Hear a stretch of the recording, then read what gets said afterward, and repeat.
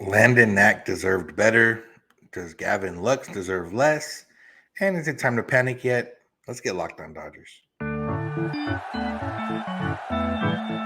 You are Locked On Dodgers, your daily Los Angeles Dodgers podcast. Part of the Locked On Podcast Network, your team every day.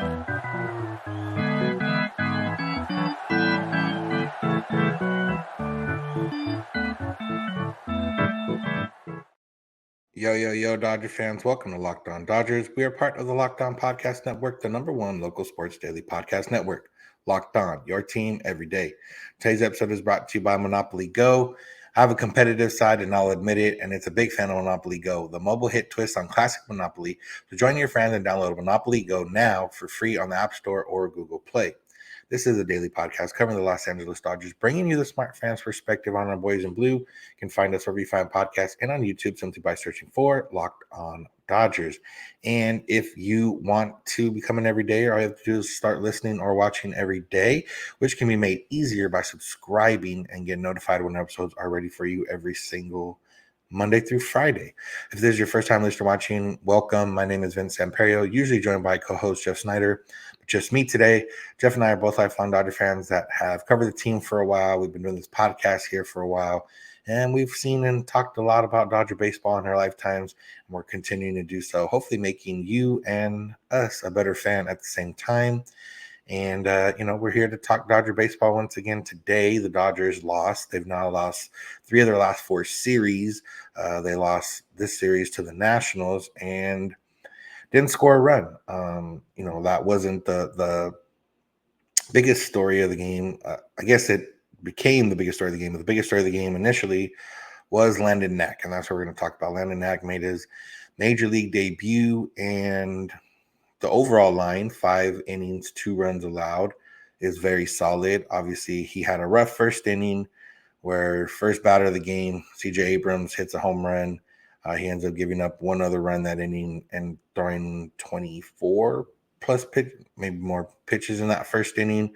He settled down and ended up throwing 4 perfect innings, or not perfect, but 4 scoreless innings after that. And yeah, he you could tell he was nervous in that first inning, and everyone should have some nerves when they're pitching their first major league game, and realistically so. But for him, you could tell he didn't have full command. He was leaving a lot of pitches up. He didn't really have, it was more mechanics, I think, than anything. He seemed like rushing through his mechanics a little bit, leaving his arm, foot heading down too early, arm left, everything left up. And he, rectified that and settled down and gave the Dodgers what this team should need to win the game. 5 innings, 2 runs.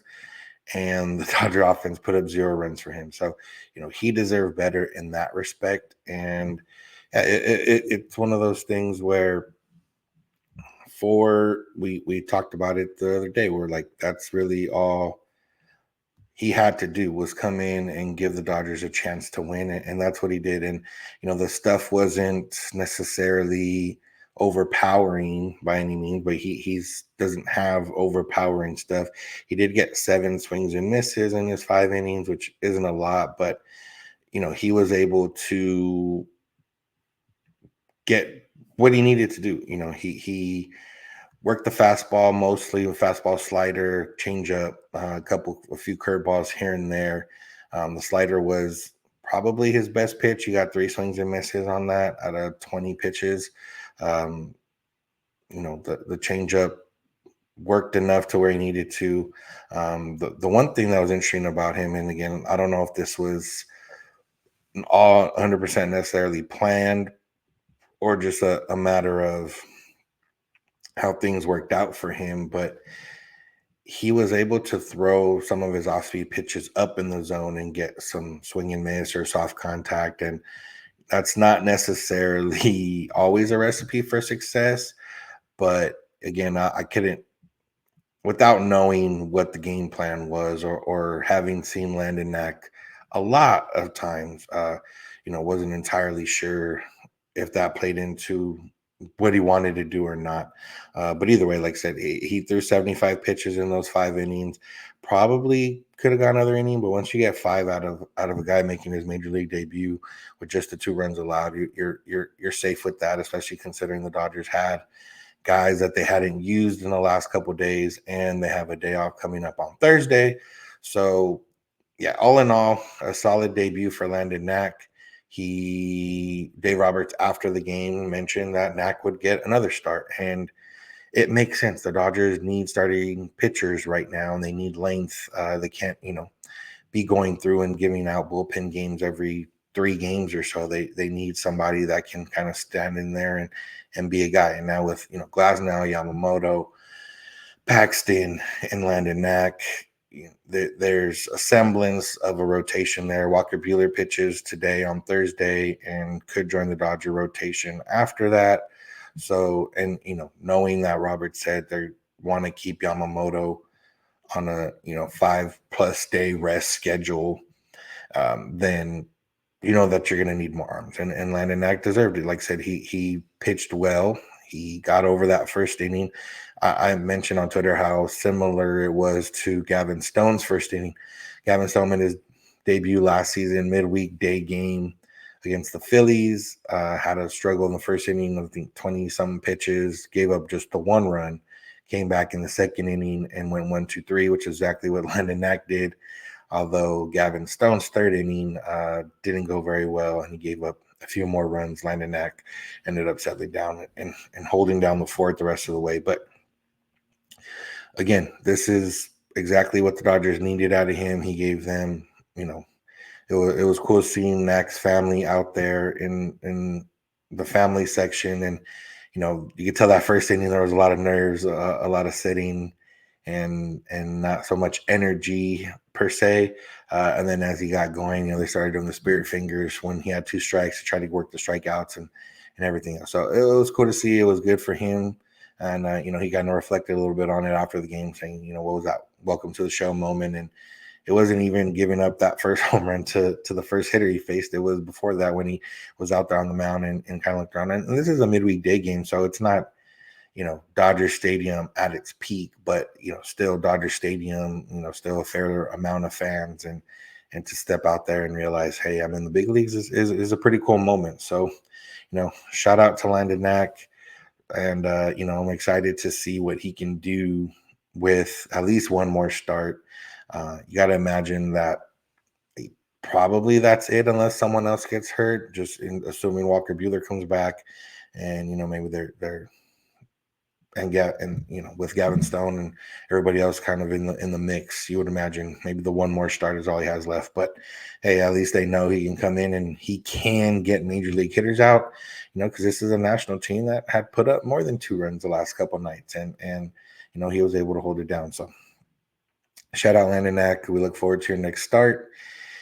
And now we look at the Dodger lineup, which scored 0 runs.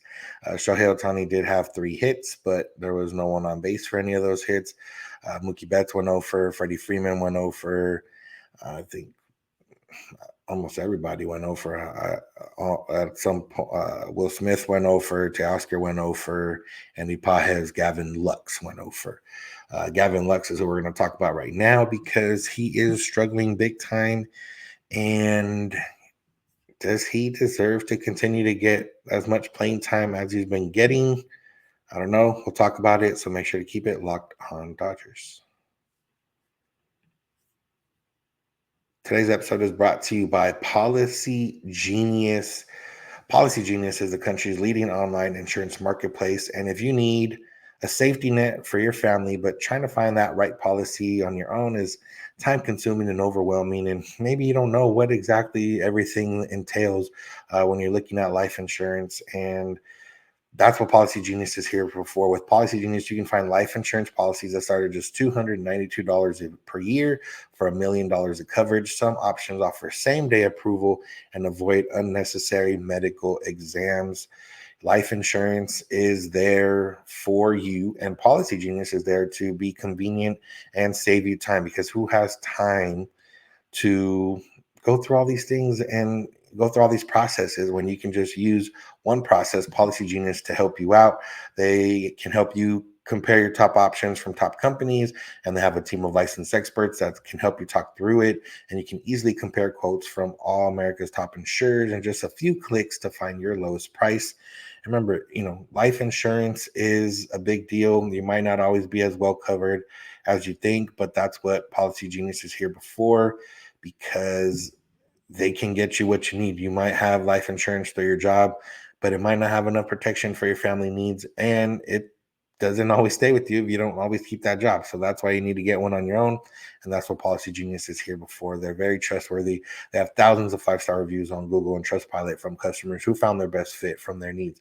So check life insurance off your to-do list in no time with Policygenius. Head to policygenius.com/lockedonmlb or click the link in the description to get your free life insurance quotes and see how much you could save. That's policygenius.com/lockedonmlb. Today's episode is also brought to you by Monopoly Go. If you have a competitive side like we do, then all you have to do is download Monopoly Go and feed that competitive side, because it's been downloaded over 150 million times, and it's a great twist on Monopoly, where you play on not one, but hundreds of Monopoly boards in crazy locations, building up amazing cities that bring you big money. The best part is you can compete with your friends. You can charge them rent on your iconic properties, just like Monopoly, and you can also heist their vaults of riches for yourself. And the leaderboards show you who the biggest Monopoly tycoon is. But it's not just my competitive side that loves it, it's everyone else's. So team up with your friends and people all around the world, and time tournaments are a huge reward. So get in the game and join your friends. Download Monopoly Go free on the App Store or Google Play. That's Monopoly Go free on the App Store or Google Play. And thank you for making Locked On Dodgers your first listen of the day. Make sure to find us wherever you get podcasts and on YouTube simply by searching for Locked On Dodgers and becoming everydayer by listening or watching every day. Remember, Locked On Sports Today is a free 24/7 sports streaming channel on YouTube or the Amazon Fire TV channels app, brought to you by the Locked On Podcast Network, covering the biggest news and stories without all the screaming. Locked On Sports Today brings you can't-miss analysis, opinions, and news, streaming 24/7 on YouTube or the Amazon Fire TV channels app. You can also do Locked On Sports Los Angeles for the same thing, but just for LA sports. All right, let's get into the next topic, which is Gavin Lux. Gavin Lux went 0 for 3 in Wednesday's game with 2 strikeouts. He's now hitting 148 on the season with an OPS of 374. He has a WRC plus of 12. He's been worth negative 0.3 FWAR, and he's striking out just over a quarter percent of the time. And for me, the question is, one, it's been not even a month yet. So obviously the leash is going to be a little longer than that, but how much longer should it be? And really the thought I had was a little bit of, maybe ride the hot hand. Now, we know Miguel Rojas isn't great offensively, but he has been decent enough to start the season offensively, to where, maybe he deserves a little bit more playing time, at least until he cools off. Miguel Rojas has a WRC plus of 138 right now. He only strikes out 15% of the time. But again, he's only played in 12 games. He only has 26 plate appearances, very small sample size. He does have a pair of homers, which have inflated the numbers a little bit. But again, he's making contact and putting the ball in play, which is sometimes half the battle. And so far, Lux striking out 25.9% of the time, which is his highest since 2020, when he just had a bad year overall. The WRC plus of 12 is, his lowest in the past was 2020, when he was really bad, and that was 61. So he's off to a rough start, and it's one of those where I guess quick tangent here. I've seen this a few times, and did the Dodgers bet on the wrong guy? And basically comparing Michael Busch and Gavin Lux right now, and while that's a fair comparison offensively at the moment, I don't know if it's the fairest comparison defensively. Michael Busch had played second base, could theoretically play second base in the majors, you would think, but how well he plays it, and again, it's a matter of personal preference. I guess I don't, unless you followed the Dodgers minor league system, you probably didn't see too much of Michael Busch playing defense in the minors. And even then, there's not too many deep analytics from minor league action. But, Michael Busch did play his most games at second base in the minor leagues. And last year, he played there in 26 games and had 1 error, which, again, errors don't tell the whole story, but they tell enough of the story that when you were able to make the play, that you made the plays. However, in 2022, he played in 93 games and had 13 errors at second base. And then 2022, 26 games, 3 errors. 2021, 88 games, 7 errors. So, whatever happens from game 25 and 26 through games 87 and 92 and those other years where he made a lot of errors, I don't know. But I think it's slightly disingenuous to be upset with Michael Busch, with Gavin Lux over Michael Busch, just comparing or just with the simple fact that I don't think Michael Busch would have been given a shot at second base. And you might disagree with that, and it's possible, but I do think that if there was a chance for Busch to be second base in the major leagues, the Dodgers would have tried him there, and they didn't, and that might be telling. But again, offensively, yeah, it's looking like night and day right now, with Busch having a really good start to the season and Lux not. But back to Lux specifically, how long is the leash? I don't know. It's one of those things where Lux, we keep waiting for Gavin Lux and keep waiting and keep waiting and keep waiting. And, he had that solid year in 2022. But even then, it wasn't by any means an all-star caliber season. He didn't hit for much power. He, led the league or tied for the league lead in triples. He had a WRC plus of 114, which is above league average, obviously, but, almost a 3-WAR player that year, which is, 3-4 WAR is borderline, is a starter, not necessarily all-star caliber. So it's one of those, what are we waiting for with Gavin Lux? And that's, we might talk about this more on tomorrow's episode with Jeff, being a guy that believes in Gavin Lux a little bit more than I have in the past and currently.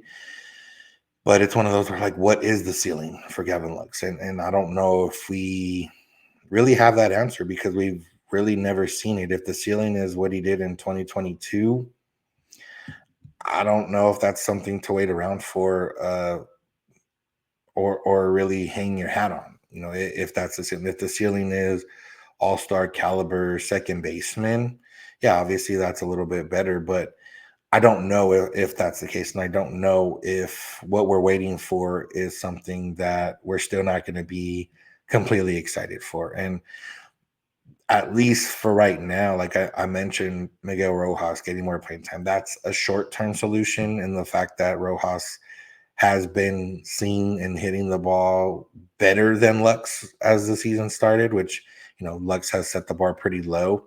But it's also a matter of the Dodgers don't necessarily have a move at the moment that really fixes it. So they kind of need Lux to get going. They don't have any, they can make other moves. I guess Miguel Vargas can come back and they can see if he can hit. That's the one really move that they do have left without shuffling things completely. When you think of, okay, well, they can get a shortstop and move Mookie back to second. The Brewers are off to a good start. I don't know if they're selling. The teams that are selling, or that may be selling earlier than expected, are the White Sox and Marlins, who don't necessarily have a shortstop that's worth it to get. Now with the Marlins, Luis Arias is second baseman. and could be somebody on the Dodgers radar, and that might be somebody now on the Dodgers radar with Lux getting off to this slow start. But I don't know, man. Obviously, I'm very much an advocate of it's early. It's April 18th. The Dodgers haven't even had a full month, even with starting the season a week earlier. They haven't had a full month of baseball yet. And I'm, giving Lux the benefit of the doubt. But for me, it's a matter of, okay, what is that ceiling? And we don't know what it is. And we can't necessarily say we know what it is. And it's, time for Gavin Lux to start putting up some numbers, start hitting the ball, start looking like the guy, at least the very least, the guy he was in 2022. And, coming off a year of not playing, we know, that's obviously going to buy him a little bit more time. Okay, let him get back into it, let him get back, blah, blah, blah, whatever. But it's not an unlimited time. It's not this is going to buy you through the All-Star break. I don't know if it buys him that much time. It definitely buys him at least another month or so, maybe. But if the Dodgers offense continues to struggle, like everyone else continues to struggle, then, that could be one of the first things that happens is they reevaluate defense, or not defense, they reevaluate up the middle. And that's the bad part, is that he is playing well defensively, but he has not been able to hit. And it's a matter of like, when he kind of needs you to hit, buddy. If you're, your defense is solid, but we're not resting our laurels on your defense in order to sacrifice your hitting. So we'll see what happens. But, I believe in Lux still, but maybe not as much as other people may believe in Lux. So we'll see.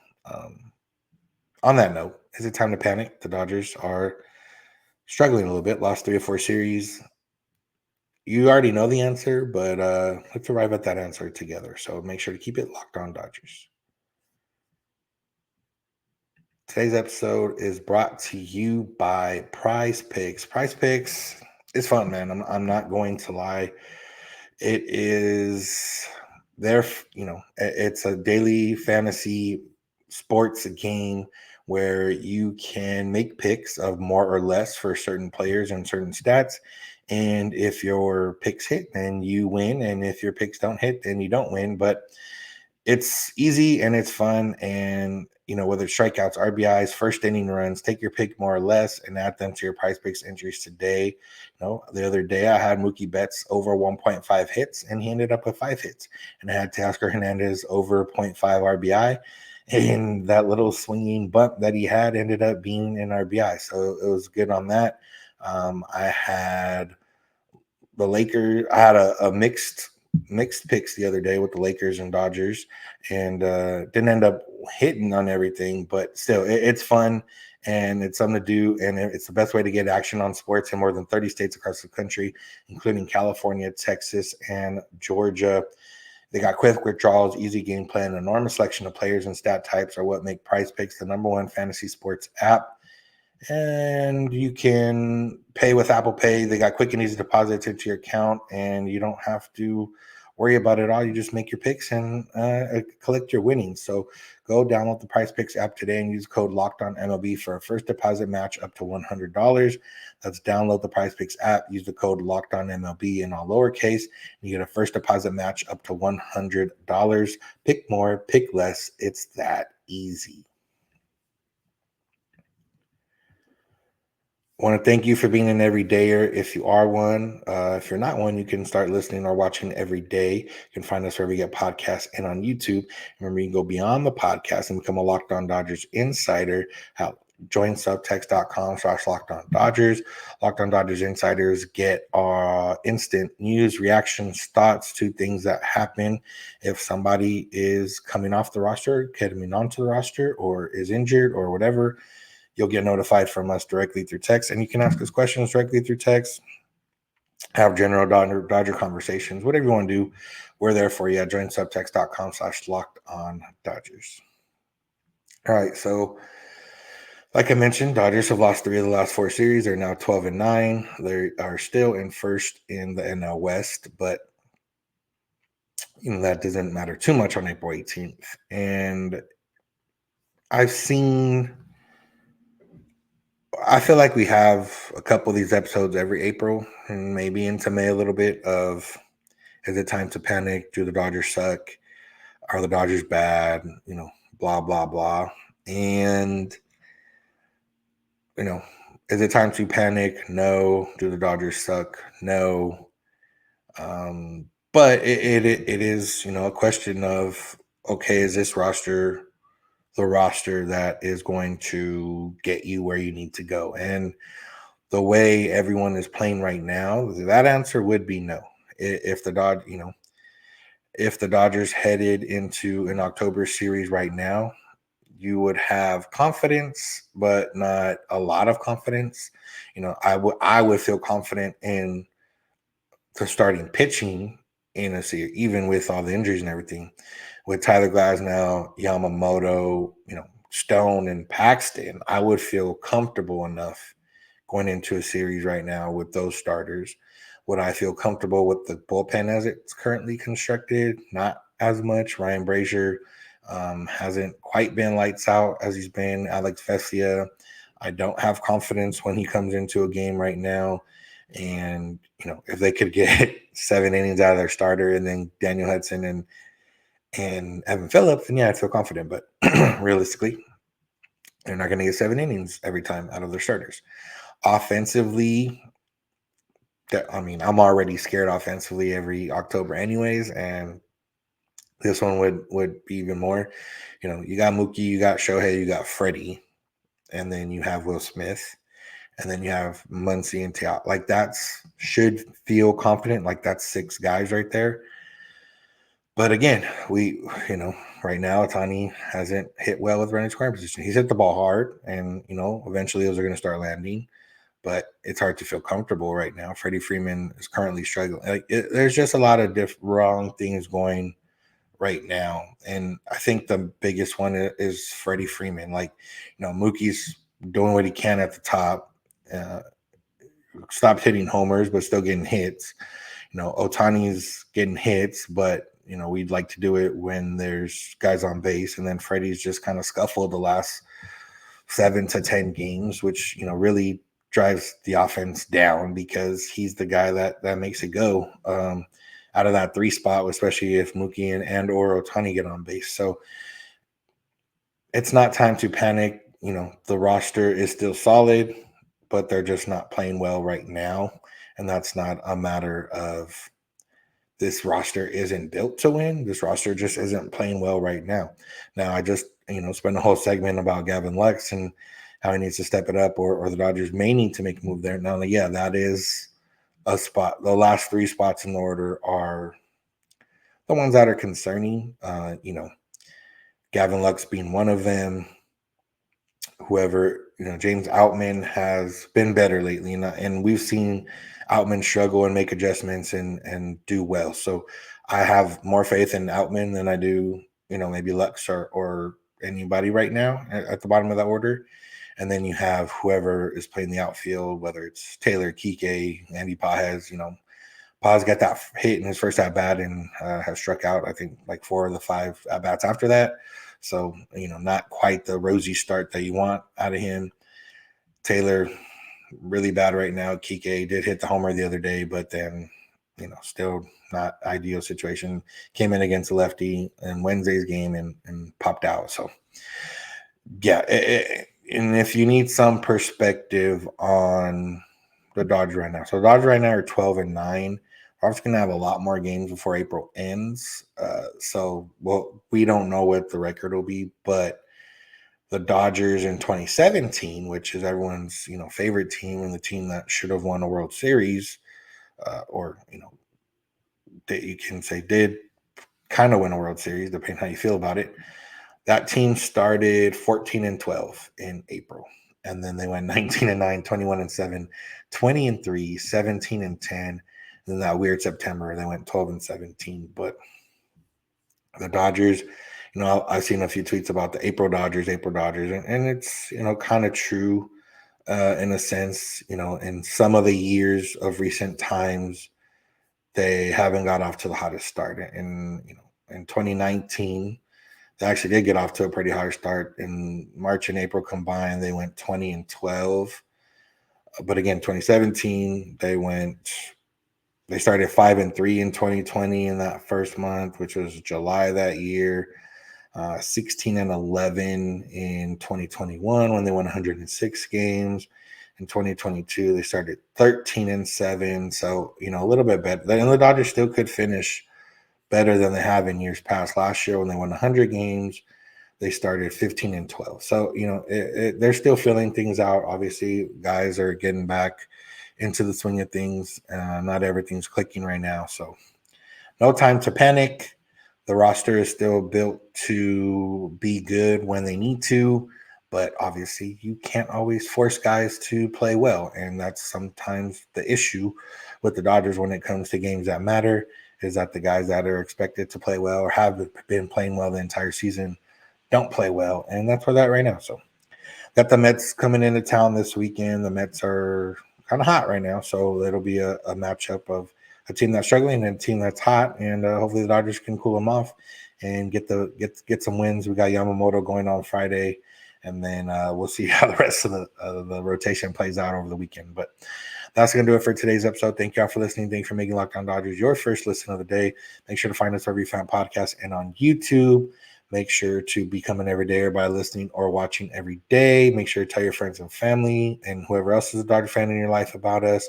Make sure to check out Locked On Sports Today and Locked On Sports Los Angeles, 24/7 streaming channels on YouTube from the Locked On Podcast Network. You can become a Locked On Dodgers insider at joinsubtext.com/Locked On Dodgers and text directly with us and get notified of any big news and events and thoughts when the Dodgers, if you're at work during the day and you can't be on Twitter all the time. Fortunately for you, Jeff and I are on Twitter most of the time during the day, and we can notify you when things are happening with the Dodgers. And you can find us on social media, Twitter, Instagram, and TikTok at Locked On Dodgers. Jeff's on Twitter at Snydog. I'm at Vincent91. You can DM us for any questions or comments. You can also send those via email, lockedondodgers@gmail.com, or via voicemail text at 323-863-5625. We're here every weekday morning, and we hope you'll be here with us. When you get in your car, if you're at home, tell your smart device play podcast, Locked On Dodgers. And remember, you don't have to agree. You just have to listen. Have a good one.